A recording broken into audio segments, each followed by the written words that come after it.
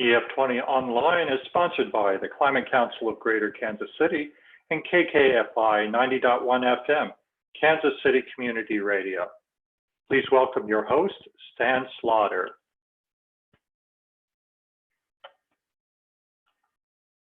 Hello, everyone. How are you? I'm going to give you the full-size screen.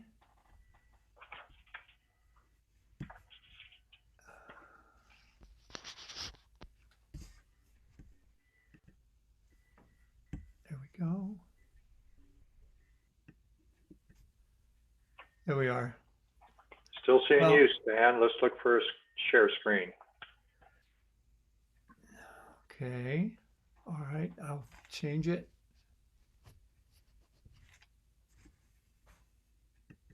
There we go.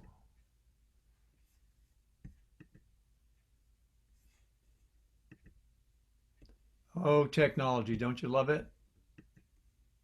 Is that better? That looks good. Go to full screen on it and we'll be up and running. Great.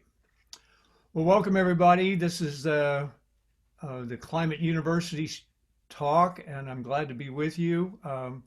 This is the Alchemy of Compost, how 2 + 2 = 9 if you let it.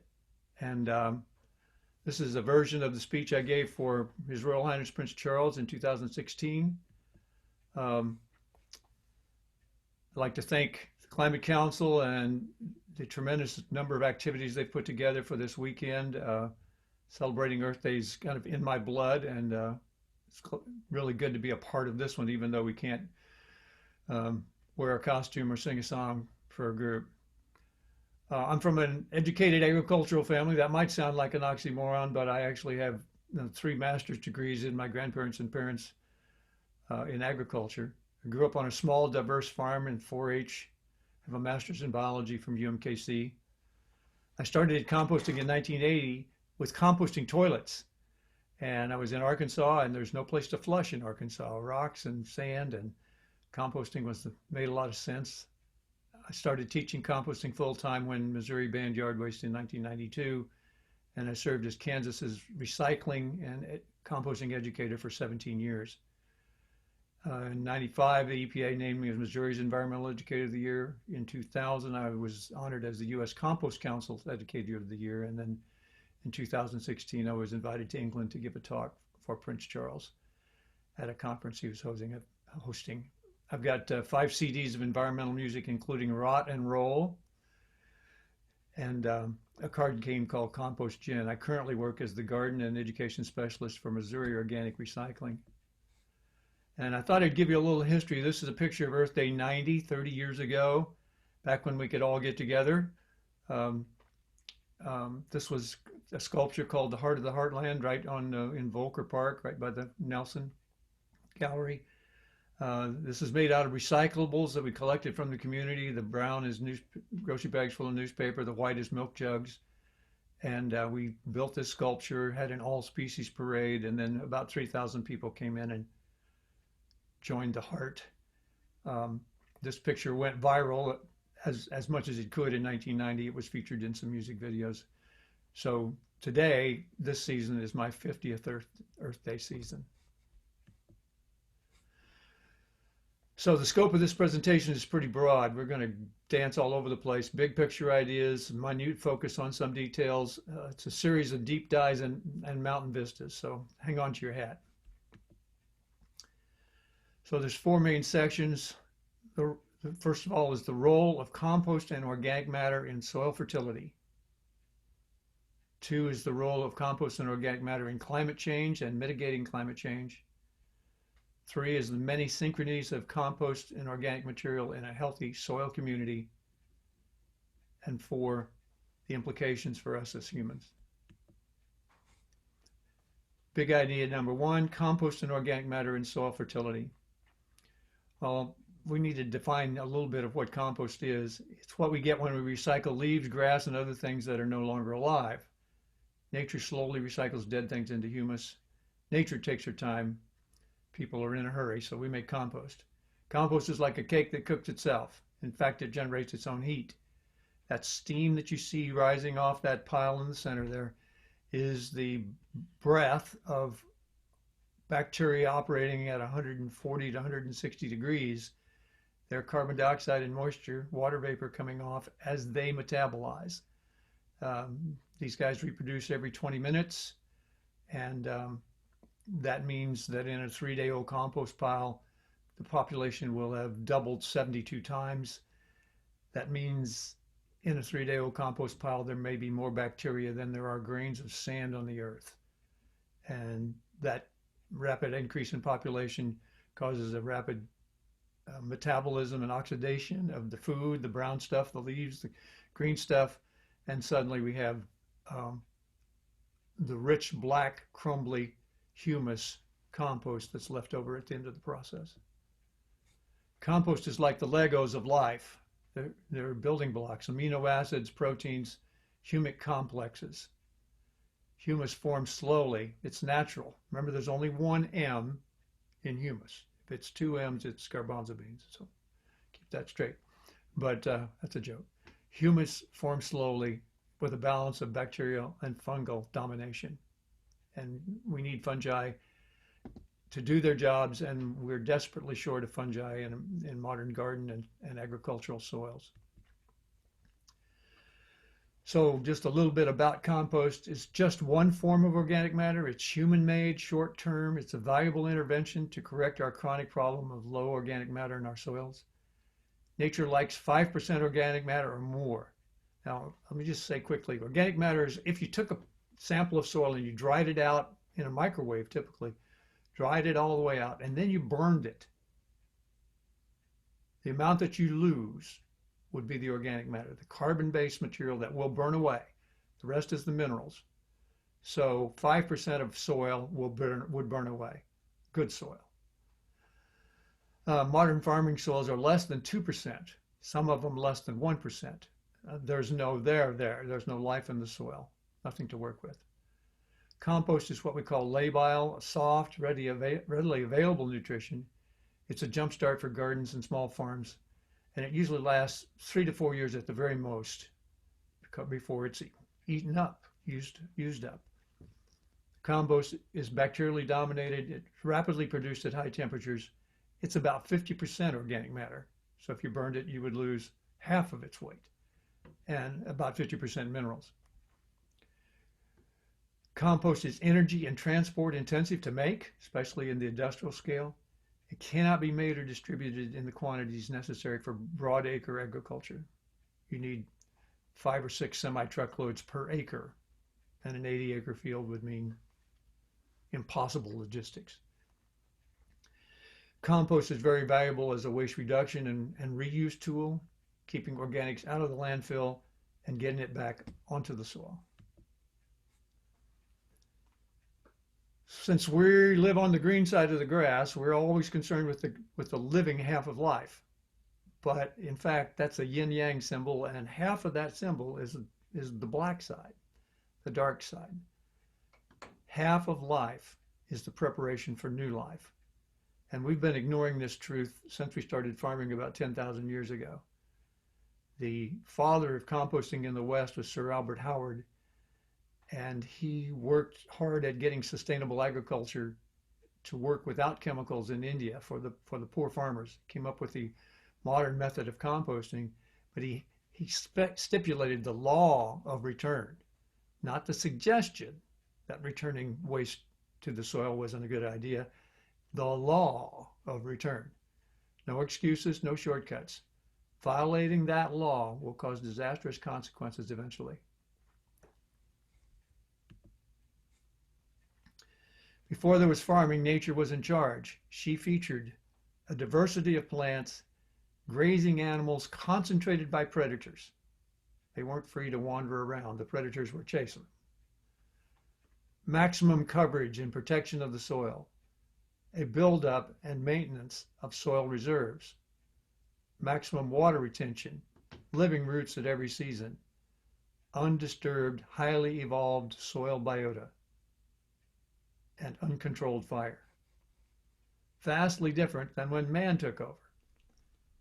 He featured plant monocultures, only one crop in the field at a time, grazing animals confined in pastures and the predators eliminated, maximum bearing and plowing of the soil, rapid destruction of humus reserves through direct oxidation, erosion, and crop usage. It's been said that the American settlers came west like locusts, cutting down the forest, burying the soil, plowing, and in about 7 years that was gone. So they just moved west and kept coming until they found some really rich soils here in the prairies. But we've been able to destroy the organic matter resources we have here today too. So we have minimum water retention, long periods of no live plants, controlled fire, soil compaction.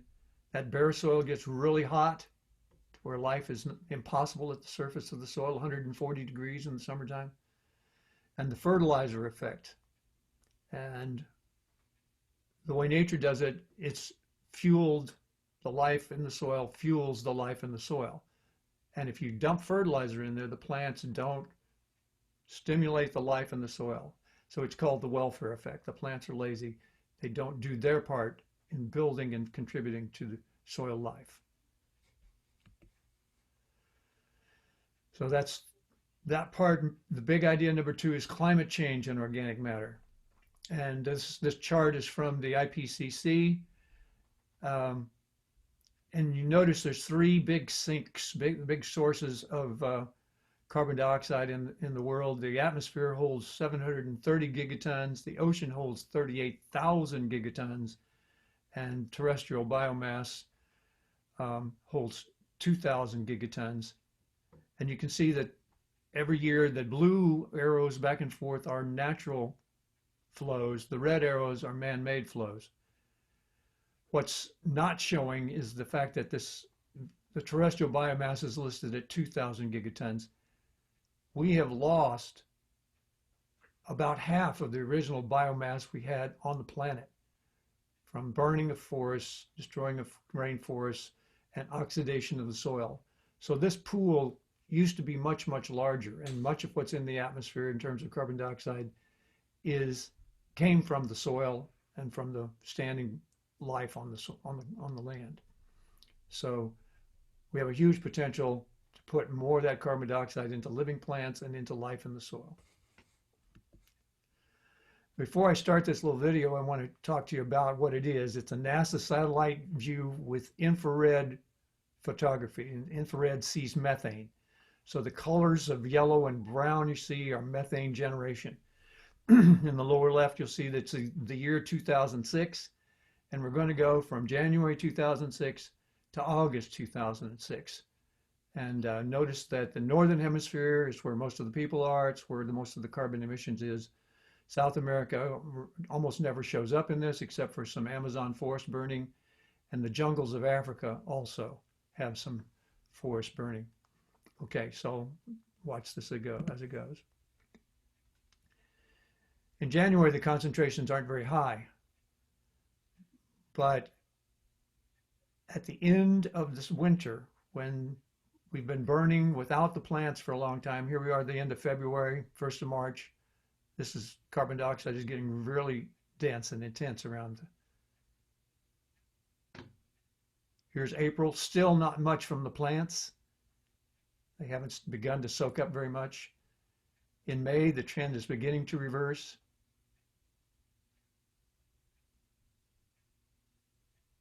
June, you can still see China with its emissions, but it's turning blue. The plants are coming on. They're sucking up most of the carbon dioxide we're emitting and literally having a net sequestration of carbon dioxide. So here we are on August 15th, and you can see there's the yellow there is the burning of the forests in Africa and some from the North America. But that's what it's like as we go through the year.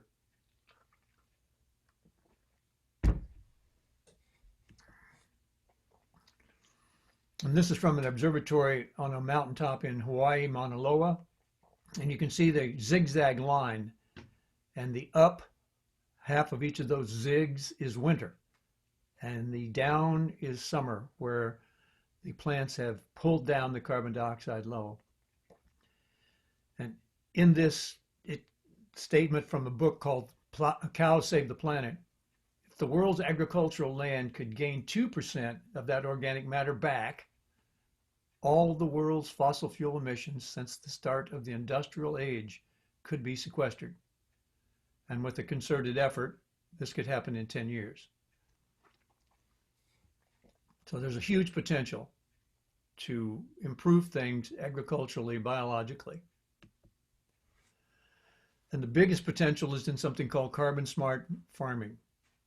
That's intensive cover cropping. That's a group of crops that we plant on the land for their cover, for their contributions to the soil, wildlife, soil biota, and it's not our main crop.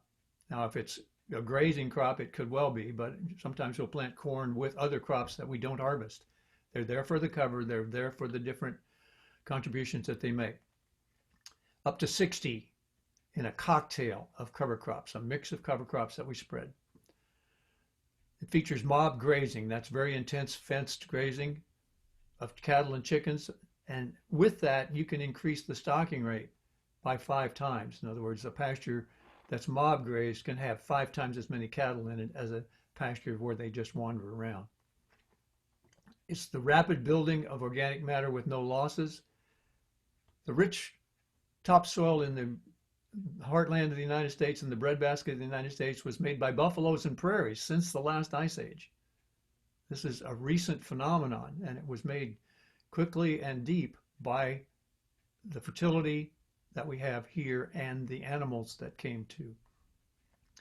It features carbon sequestration. It moderates soil temperature. The bright sun never shines on the bare soil. It improves rain infiltration and water quality. It has lower input costs, no fertilizers and no herbicides are needed, very little herbicides if at all. And it uses low-tech and readily available equipment.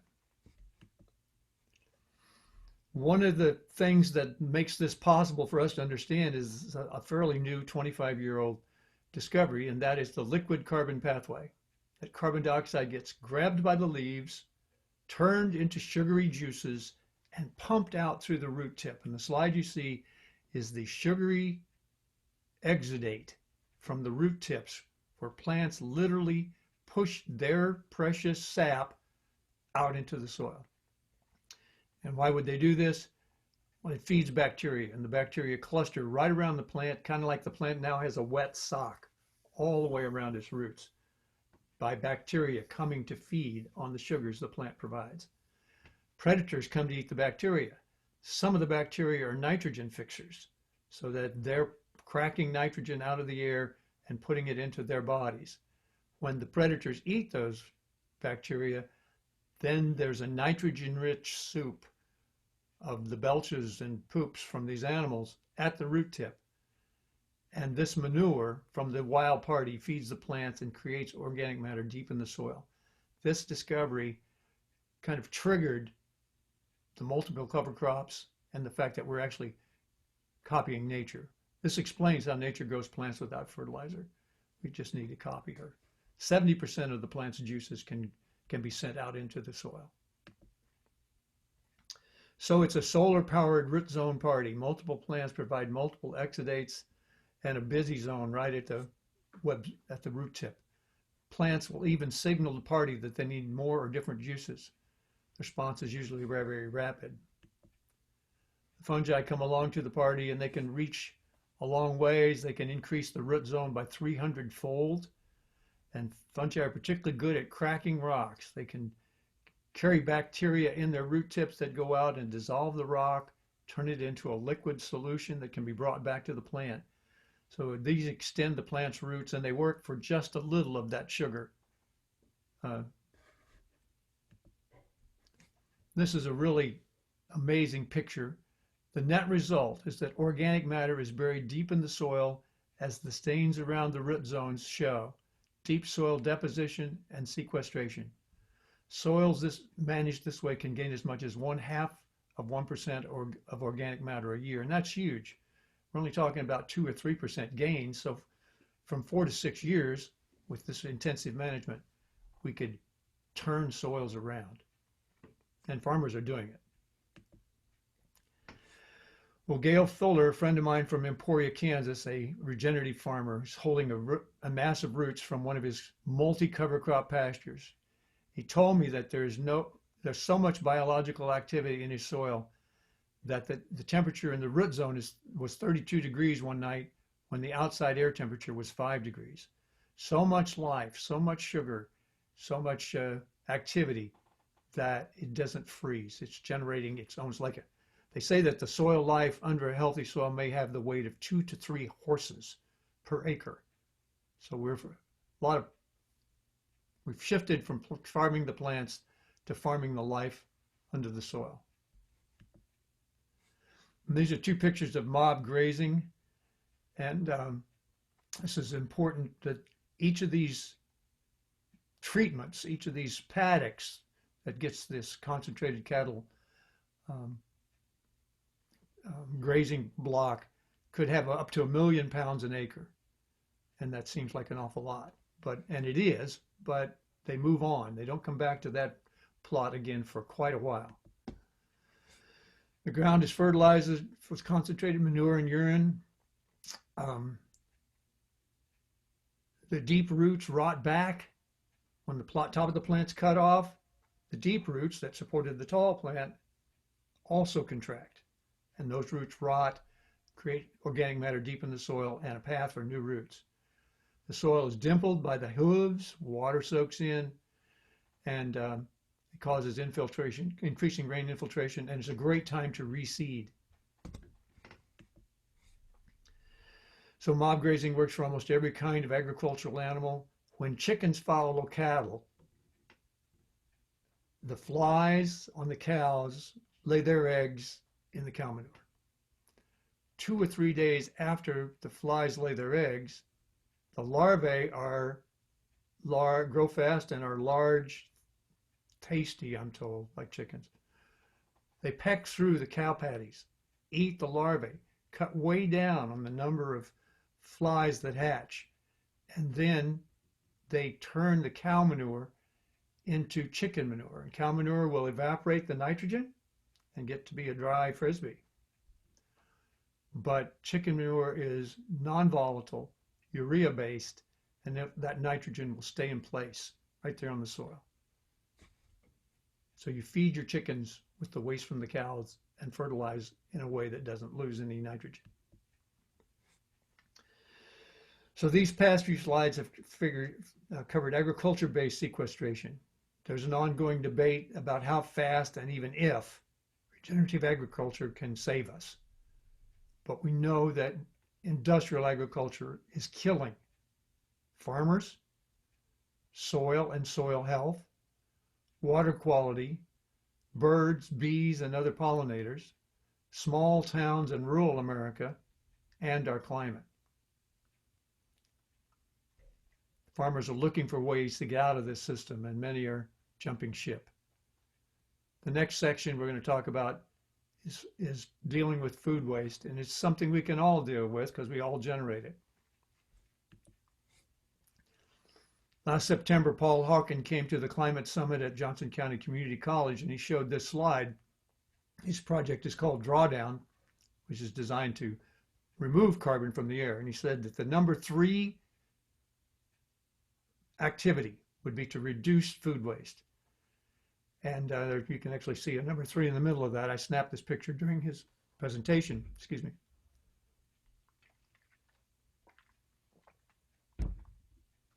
But Paul made it clear that his calculation was based only on the emissions generated when food is produced, processed, packaged, transported, and disposing. That's a lot, but not including the methane emissions that come from landfilling food waste or the potential of compost going back into the soil and sequestering carbon. So if you would take into account the methane that's generated when we bury food, compost is food waste reduction is number 1 with a bullet. So this is methane gas emissions from landfills. They increase the relative ranking of food waste as a climate change factor. We know that landfills belch methane for 20 to 30 years. This infrared aerial imagery of the methane escaping from a major landfill.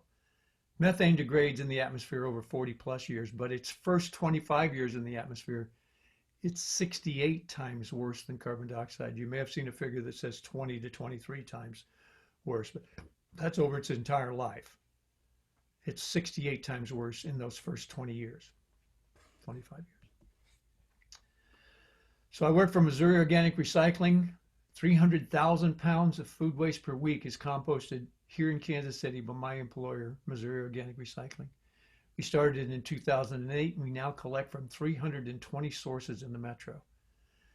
There's the dumpster of food, and it's kind of heartbreaking to see that much food going straight into compost. So we were a part of a task force to make sure that the good food we have is used to feed people first and make sure that we only get calls. The national estimate is that each American generates about a half a pound of food waste a day, and in Kansas City region we have about 2.2 million people, so over 1 million pounds of food waste a day is generated in the metro. We started collecting our food waste and we realized we were getting a lot of cardboard and plastic and contamination, if you will. So we bought this debagger, and it separates food waste from the contamination and stores the food slurry in the blue tanks on the side, on the left side. The tank in the foreground, the pile in the foreground is a pile of plastic and cardboard that has been spit out by the debagger.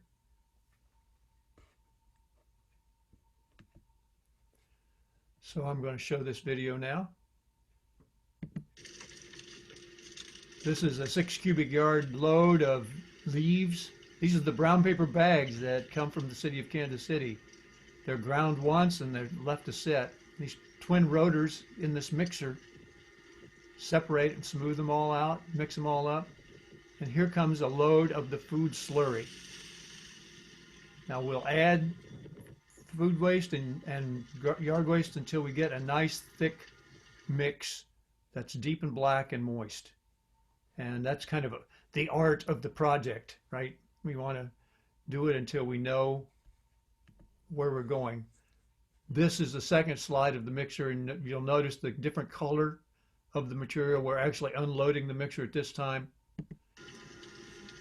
The driver of the loader has a remote, and he just opens this slot you see, and the compost is put onto the elevator, which takes it way up there and drops it off. And that pile you see is 3,000 cubic yards of compost, and that'll make 10 of our full-size windrows, and that will get us going. We can generate that in just a few days when everything's running right. So we have a lot of extra capacity here at Missouri Organic for more food waste and more yard waste too. The process takes about 2 months from this stage to where it's complete. And this combination of a debagger and a standalone mixer, only here. There's no compost facility that we know of in the nation that has this debagger and a standalone mixer system. So as MOR works through the details of this all new process, we expect to increase our production of finished compost from 40,000 cubic yards per year in 2018 to 120,000 cubic yards. This puts us into the largest capacity grouping of compost operations in America. Our market for compost is rapidly increasing, and it's gotten even hotter during the pandemic because everybody's thinking about gardening. We donate about $60,000 worth of compost and mulch to nonprofits and churches and community gardens throughout the region every year. We sell through wholesalers to Home Depot, Lowe's, Scott's, Ace, and Sutherland's. Our bagging operation is going to produce 750,000 bags of products this year. We have a division called Urban Lumber that salvages large logs and resells the rough lumber to craftsmen or builds custom projects for clients. With 87 employees in 6 locations, Missouri Organic proudly serves as the area's organic utility. This kind of renewable carbon management keeps organic matter out of landfills and grows healthier plants, shrubs, and trees, while also building the organic matter in the soil. This organic matter increases rainwater retention, reduces the need for chemicals, and lowers the region's carbon footprint. So big idea number 3, this is the alchemies of compost, the miracles of community. Gifts from the dark side. Composting offers the rapid transformation of the useless, fouled, worn out, fetid, and diseased into totally different, new, fertile, sweet smelling, from devoid of life to brimming with life, from contagious and contaminating to antifungal and powerfully promoting of life. It has been said that one can tell the maturity of a culture by how it handles its waste. By this measure, the U.S. is in its early teens. We have these gifts available to us. We try at Missouri Organic to handle them well and turn them around and make them into gifts. David Montgomery is a famous author. One in his book, The Hidden Half of Nature, he calls the knowledge revolution happening now the ascendancy of the microbiome of the soil and gut is the most profound scientific change since we learned about that the earth revolves around the sun. This is the biggest informational scientific change in 500 years. And compost does so many things for us, from mortality composting, the dead animals in a confined animal feeding operation. In Dodge City, they compost 6,000 bushels of paunch manure, the half-eaten rotten grass from the inside of a cow, every day. Container composting, disposal composting to get rid of things like documents and out-of-date whiskey. They compost out-of-date whiskey, folks. Compost tea, vermicomposting. There's a lot more we could list, the different ways that compost comes through for us. Adaptive collective intelligence. If the participants of this broadcast are all one species and together we add up to be 1,000 years old, how much experience would that be? How much would we know together if we could share what we know? Well, how much experience and wisdom is there in a compost pile with thousands of species that are collectively billions of years old? How much chemical intuition is there? So, a very condensed story here. There was a vibrant soil mix that had to be left for 5 months on an asphalt parking lot. By the end of that time, the living biological community in that soil mix had devised a way to eat the asphalt they were sitting on. And what was left was the bare rocks in the hole. This wild bunch of bacteria later became a highly profitable soil health product. Researchers are learning to train microbial communities to eat hazardous waste, to produce helpful chemicals and dissolve plastics. This also works with fungi. Expect that this crude method to be replaced by increasingly sophisticated ways of tapping into this huge intelligence. The threshold of vitality. At 4 to 5% organic matter, plants have a good food supply. This threshold is where the magic of organic production begins. If you have this, you get complete protein synthesis. All the building blocks are there. Sweeter fruits, longer shelf life, innate resistance to fungus and disease. Those foods are more satisfying. Animals will eat 10 to 15% less because they're satiated, they're full. They got all their nutrient needs met. That often happens the opposite way, where animals continue to eat deficient food and get overweight. Below this threshold, nature attacks deficient crops with diseases and pests, and then we defend them with chemicals. That's a race to the bottom. Crumb structure. Bacteria skins form soil glue in compost. You can see that crumbly compost in my hands. It's a glue for soil, plant food rather, and soil glue. It glues soil particles together in crumbs. It allows water and air infiltration, water retention in both clay and sandy soils. Compost in clay breaks it up, clumps it up, holds water, lets air in. Compost in sand glues it together, holds water, and makes it breathe. We've talked about this on-demand nitrogen. Plants push sugars out into the soil. Bacteria and predators come to the party. Plant roots are covered with a wet sock of protective activity. And nitrogen-rich aqueous ammonia is produced as the plants need it. How did plants go for so long without fertilizer? They made their own. The mycorrhizal connection. Building roots takes extra energy that plants really don't have. Thin fungal hyphae, little fungal roots, expand the plant's root zone by up to 300-fold in exchange for some of the sugar plants produce. These fungi dissolve rock particles and create liquid minerals where there were none. The fungi manufacture and store rich nuggets of long-lasting organic material called glomalin.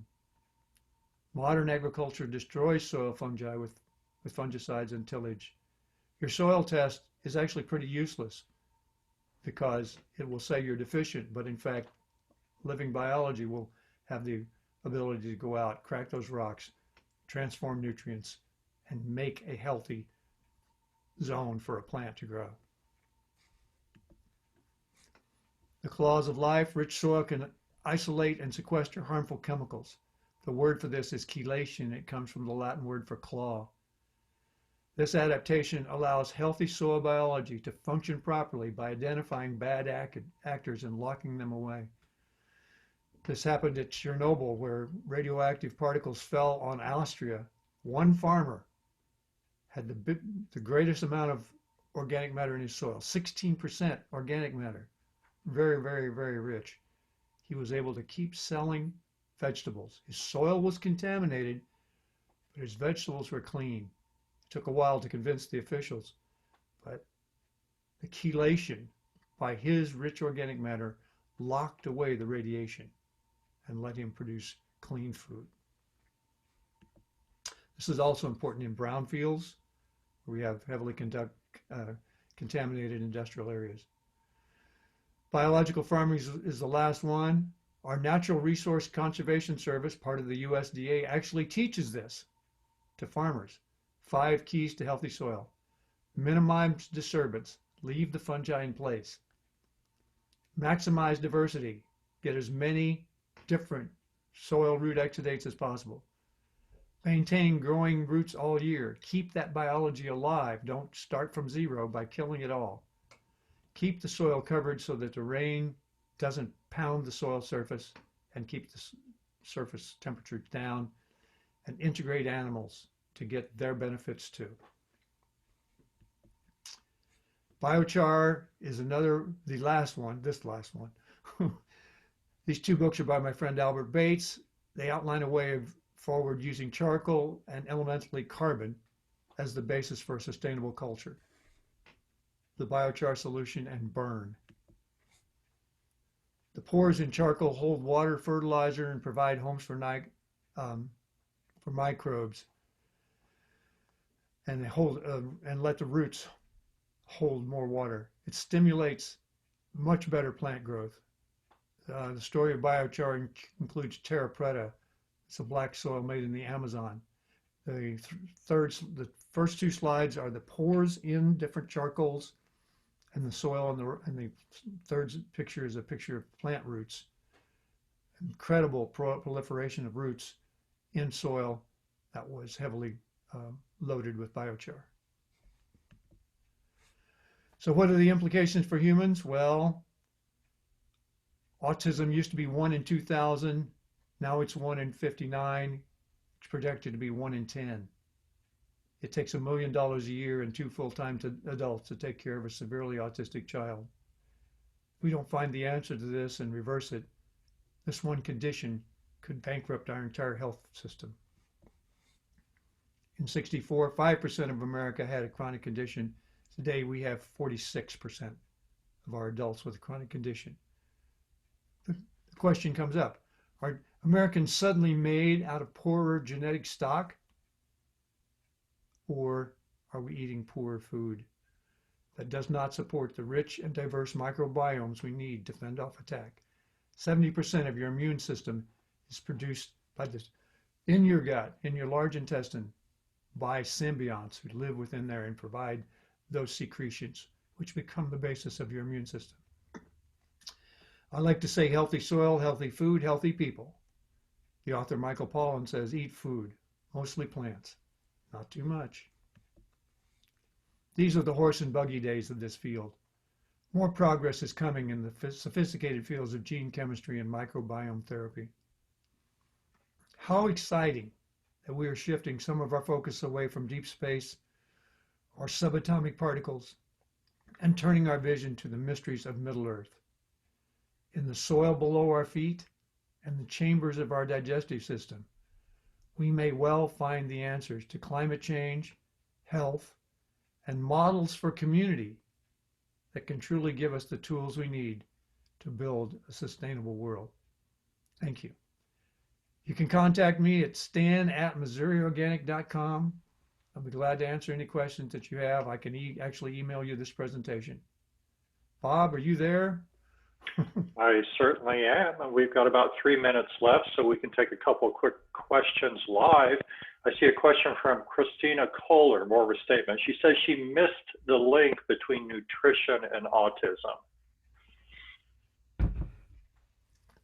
Can you connect those It's two much for more us? common in developing countries, and we know that there's a connection to the microbiome. We're not exactly sure where, and I'm not saying that this is the total answer to that. I'm not sure it's been proven, but it's autism onset is directly related or parallel to the decline in quality of our nutrition. Well, thank you, Stan. I don't see any other questions. Again, your email is stan@ MissouriOrganic.com. MissouriOrganic.com. Here's one more question that came in from Loretta Craig. What about horse stall cleanings? If I compost it and let it sit till the worms have infiltrated, is that a good thing? Absolutely. You've got to be careful with commercial horse feed. A lot of times horses are being medicated, especially when they spend a lot of time in the stalls. Got to make sure that that's not the case. Some horse feed from Texas was sprayed with some pretty persistent chemicals that actually persisted in the manure and caused plants not to grow well. So got to be careful, watch your inputs to the horse. And you should be fine if the worms are handling it, but just know that. Loretta follows up with a question, but if the worms are there, does that mean it's safe? Very, very likely. Plus, they're going to be chelating as they go. Well, thank you, Stan. It's been a wonderful presentation. This and all the other EF20 presentation videos will be going up on our YouTube channel in a week or so. So subscribe to the Climate Digest, and we'll let everybody know when those are ready. So thank you, Stan. Thank you, Bob. Good job. Bye.